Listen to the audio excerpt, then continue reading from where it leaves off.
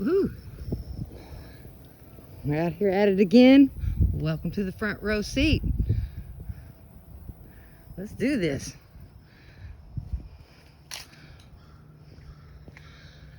And it's another day, another walk and ponder.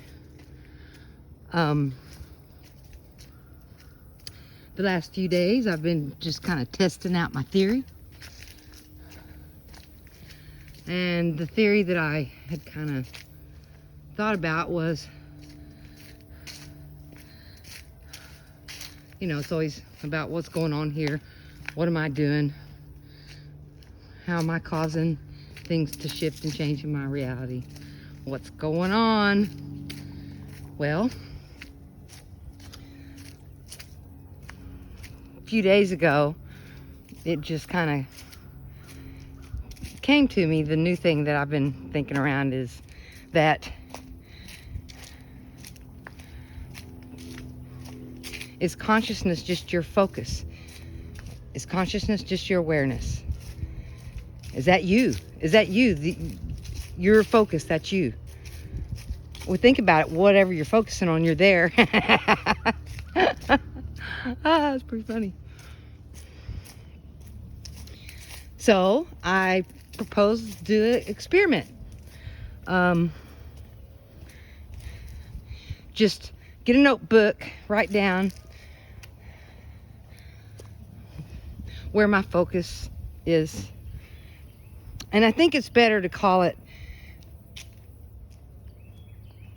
it's you, your focus, and then wherever you're at with your focus, you're at an IP address. Just like a computer, you Google it. Then you have this IP address, and then it has all of this information around it, like a computer information system. So I just started writing down IP address, which is the same thing as, well, it's not the same thing as your focus, because your focus is you, and the IP address is where you're at. Okay, so I started writing down where my focus is at, which IP address. So I just kind of started going through my day, letting things do as they do. And every now and then I would look over, I would see that paper, which is an IP address, right, that I just created. I'd look over at the piece of paper and I would just check in. Where am I at? And then if I found myself somewhere I really didn't want to be, if I was doing a habitual IP address that I have that's not, you know, conducive to anything but causing disruption in my life, then I would just gently switch it to another IP address. It's like, oh, I like this one a little bit better. So I've done that for the last few days. And one of the first things that I noticed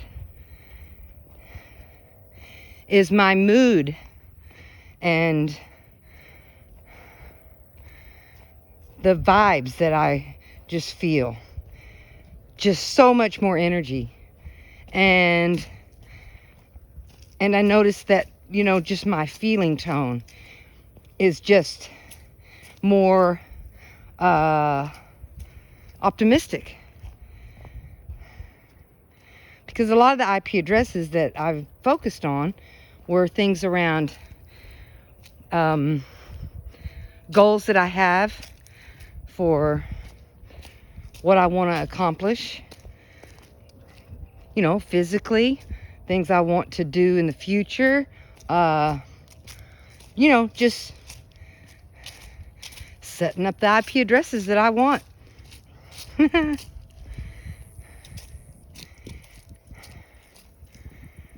And then what I noticed when I got ready to do my exercises for the day, it wasn't as hard to do because I've been putting energy around it. It's like, no, this is a good idea because, you know, I want to maintain my health as I get older. and I want to feel good. And so I'm going to do, so it's all rolled into that IP address now. So when I thought about exercise, it just went into this better vibe, and it didn't go into this space of exercise. It went, ooh, I'm going to go walk, and I'm going to work on my ponderings. And it was just it put a complete different spin on it. And I think that is what is happening when, you know, you got the New Year's resolution, I'm gonna go get healthy and I'm gonna feel better and I'm gonna have a better life because of it, and I'll be able to do the things I need to do, take care of kids and house and all that stuff.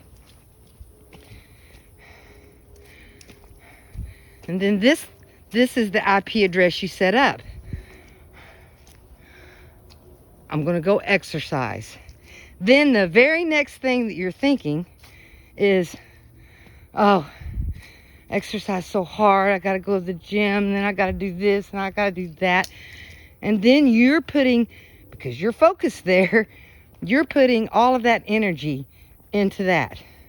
So now basically, if my theory's true, now basically what you've done, if you've put it, just layered in around the IP address of taking care of your health, a bunch of negative things. So now when you think about, you know, your New Year's resolution, you're going to go do it. Now you get an icky vibe. And, you know, it could also be, you know, laced with guilt and everything else. Well, I should have been doing this anyway, right? And I think that this is some of the things that is just can really slow you down and help you to not do the things that you really want to do. It's just we have to have some kind of motivation to do it, whatever it is, you know. If there's no motivation, then you're just battling yourself, and you're going to get tired of that battle, because that again is taking up your energy to battle. So you're basically putting your energy into battling yourself and you're the one that's stopping you from doing the things that you really want to do. Inadvertently. I know I say front row seat where it's all about you because you're doing it, but a lot of things I think that we're doing is we're doing things that we're unaware of. But we're still doing it, I think. I'm pretty sure.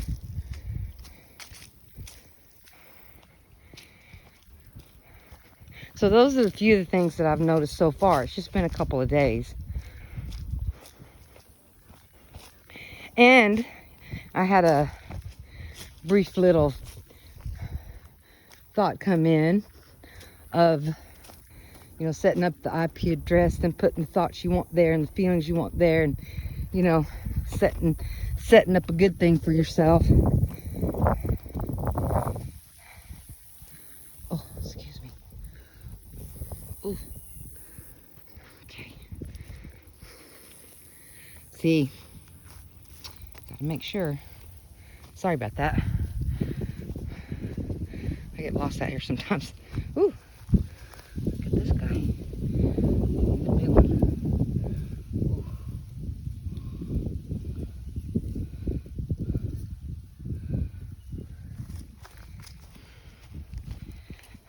Ooh. What was I talking about?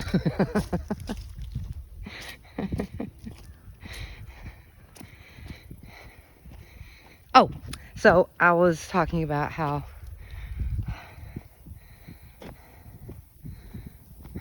do I want to put that?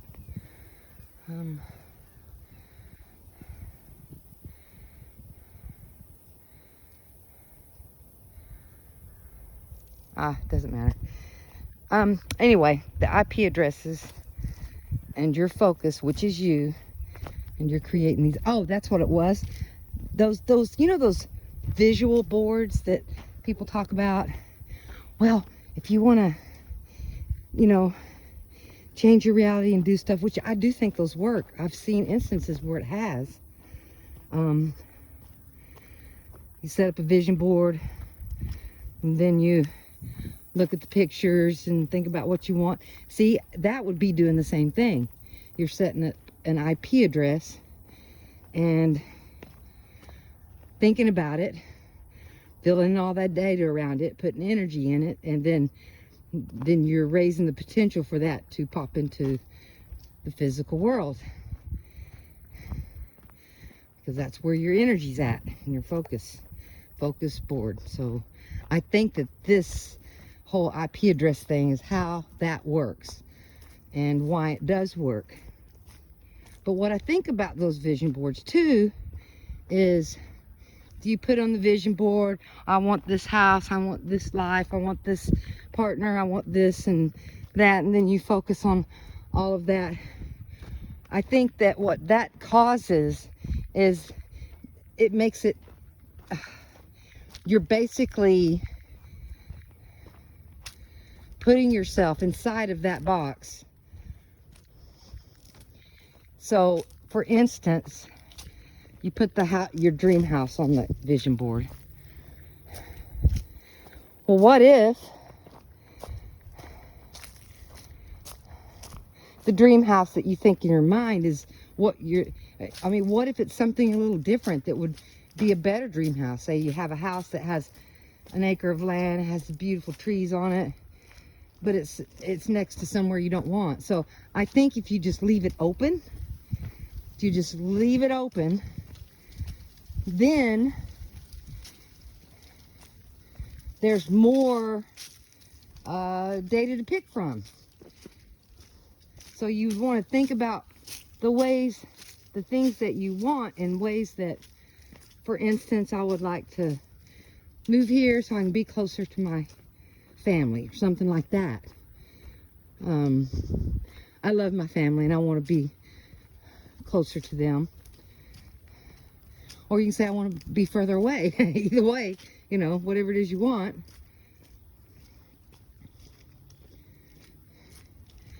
And I think since our focus may be us, that when we are oriented with a fearful lens, or any lens for that matter, instead of just being the focus, the awareness, and that's it. But if you've got something churning below the waterline there, like, you know, you're doing something because well, I'm afraid this might happen, so I'm doing this. Then you're putting that energy into it, which is making it more likely to happen. And that's where you get your worst fear comes true. I know most of mine did.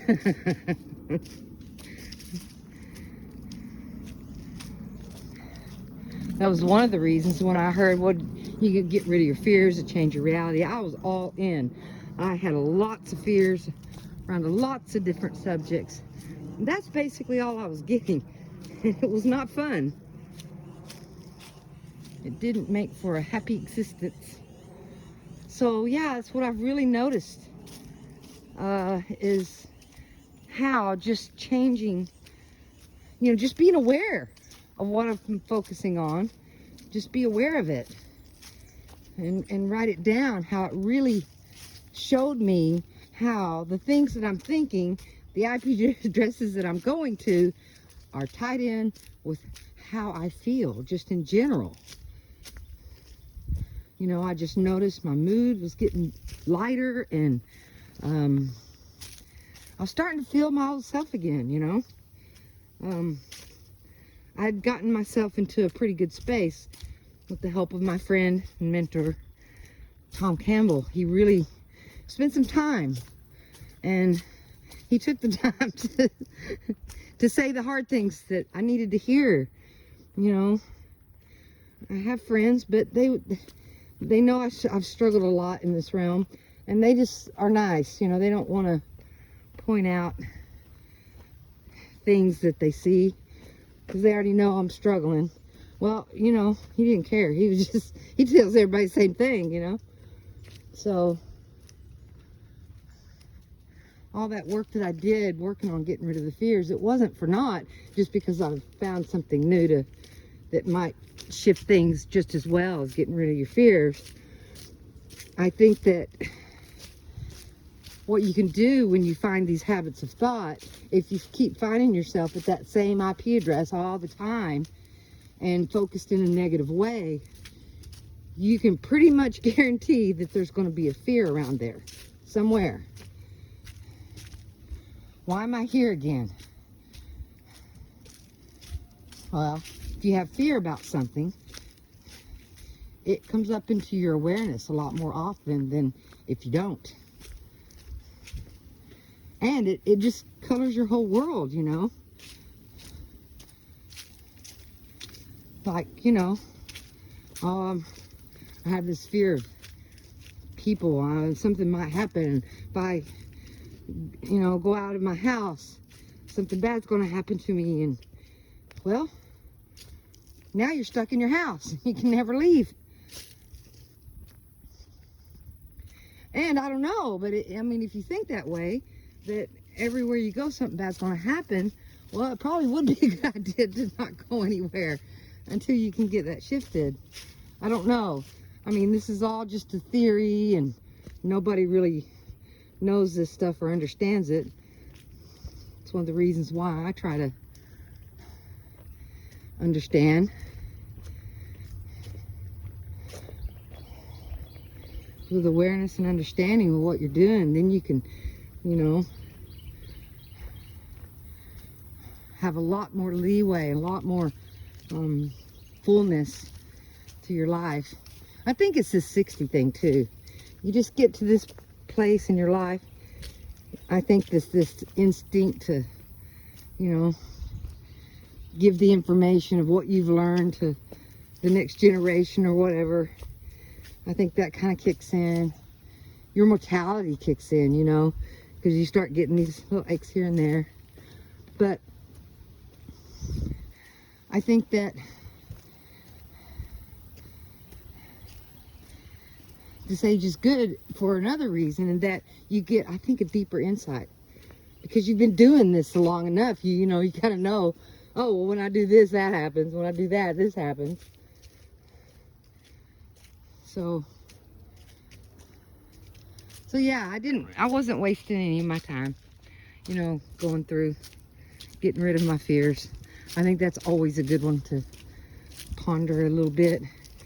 But I think it would be easier if you know that you're focused awareness, and you just, you know, kind of notice where you're going throughout the day. Where's your mind going?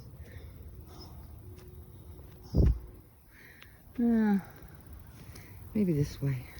I'm gonna try to get through the tree today. See if I can build a bridge and get over it.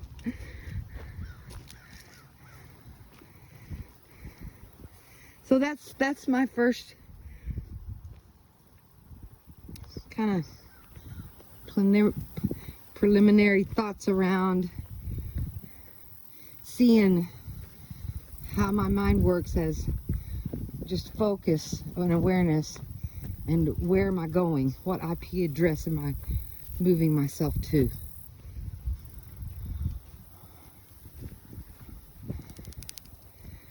And just gonna keep working on it and see what happens. Well, that's pretty colors.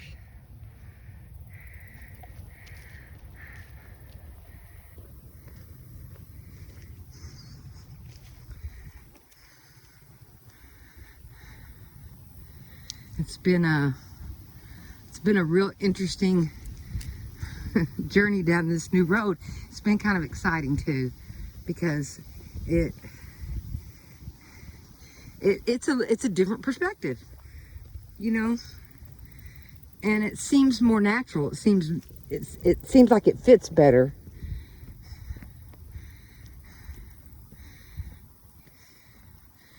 You know, instead of, well, there's a larger consciousness system, and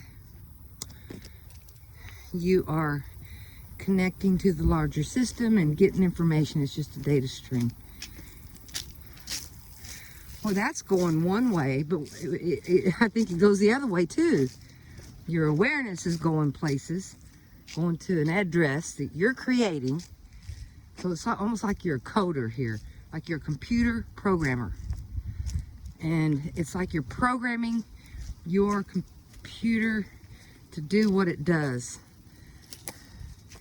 Ooh, gotta get over here. I got a roadblock. Ooh.